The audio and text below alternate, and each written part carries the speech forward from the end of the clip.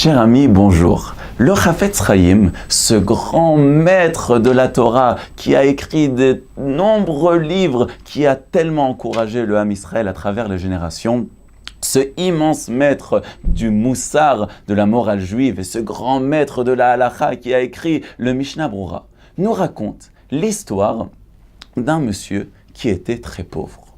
Un monsieur qui n'avait pas de moyens et qui vivait avec de nombreux soucis.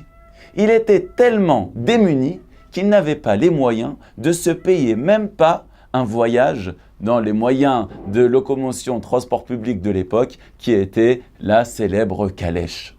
Alors, ce simple monsieur devait marcher à pied avec ses chaussures qui étaient tout à fait déchirées et il devait marcher de longues distances pour aller d'une ville à l'autre à travers les forêts, dans les chemins qui étaient des fois abîmés par la boue et si c'était l'hiver par la neige. Et voici que ce monsieur vivait une vie qui était très difficile. Et voilà qu'une fois, la femme de ce monsieur lui a demandé de rejoindre la grande ville parce qu'ils avaient besoin peut-être de ramasser de l'argent pour avoir un peu de la tzedaka, de la communauté de la grande ville qui pourrait plus facilement l'aider au niveau financier. Et voilà que ce simple monsieur, cette personne qui est si pauvre, va commencer à marcher dans le froid, lentement, avec toutes les souffrances qu'il a, toutes les douleurs qu'il a au niveau de son corps, comme vous pouvez vous l'imaginer. Et tout d'un coup, il entend un bruit énorme, un bruit de chevaux, avec justement un brouhaha incroyable. Et lorsqu'il se retourne, il voit derrière lui un carrosse majestueux qui est orné de dorures avec des diamants magnifiques et de magnifiques chevaux blancs qui le dirigent. Et la porte s'ouvre de ce carrosse et on l'invite à monter dans le carrosse.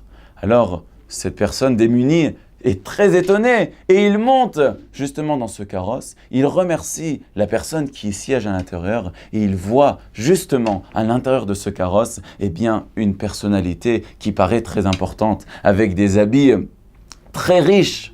Mais cette personne est tellement déprimée, ce pauvre est tellement triste qu'il ne demande même pas quelle est l'identité de cette personne et il reste plongé dans ses pensées pendant tout le voyage. Voici que lorsque cette personne descend de ce magnifique carrosse, les membres de la communauté juive qui le voient descendre d'un si beau carrosse lui demandent « Mais qu'est-ce que tu faisais dans ce si beau carrosse ?» Et voici que le pauvre de répondre « Je ne sais pas, cette personne m'a invité à monter. » Alors ils lui ont dit « Mais tu sais qui est cette personne? C'est l'empereur lui-même !» Tu aurais pu lui demander ce que tu veux. Mon cher ami, pourquoi es-tu venu ici?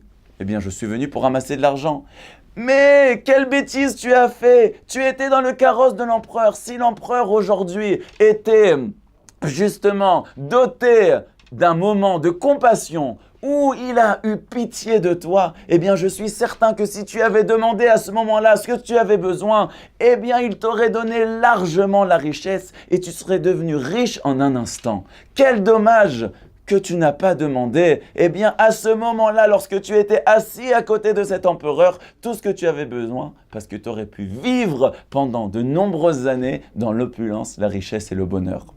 Alors, cette histoire, et Dieu merci, elle ne s'est jamais passée. Mais quelle est la leçon de cette histoire? La leçon, c'est cette époque extraordinaire du mois de Elul et de cette époque des Aseret Yemei Teshuva. Le Chafetz Chaim nous dit que nous sommes tous, même si nous avons fait des mitzvot, mais nous avons besoin de demander à Kadosh Baruch Hu beaucoup de choses. Il ne faut pas que nous ressemblions à cette personne qui, chas v'shalom, était à côté de l'empereur et qu'il n'a pas su demander ce qu'il avait besoin. Nous sommes maintenant dans le carrosse, cette fois du roi. Mais quel roi? Du Melech Malchei Amlachim HaKadosh Baruch Hu, le roi des rois, celui qui a créé le monde et celui qui a toutes les clés de la santé, de la subsistance, du Nachat, du Shalom Bayit, du Zivug, Akadosh Baruch Hu, à toutes les portes du ciel. Nous sommes maintenant pendant cette époque extraordinaire de Elul et de Aseret Yemei Teshuva